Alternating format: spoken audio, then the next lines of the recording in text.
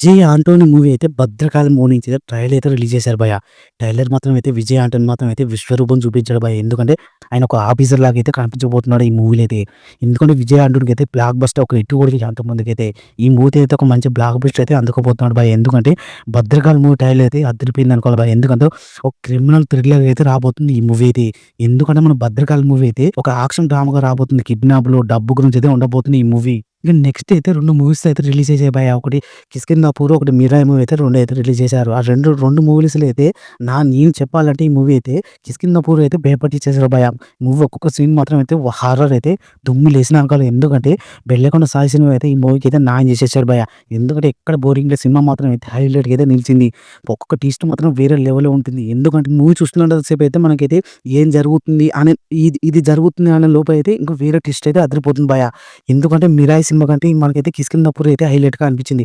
'Mirai' cinema అయితే ఒక visual వండర్‌గా అయితే అది కూడా బాగుండే అనిపిస్తుంది భయ్య. ఎందుకంటే ఒక విజువల్ వండర్‌గా గ్రాఫిక్స్ అయితే 'మిరాయి' సినిమా అయితే ఒక లెవెల్ అయితే ఉంది. దాని మించి అయితే 'కిష్కింధాపూర్' అయితే చాలా బాగుందని చెప్పుకోవాలి హారర్ థ్రిల్లర్‌గా అయితే.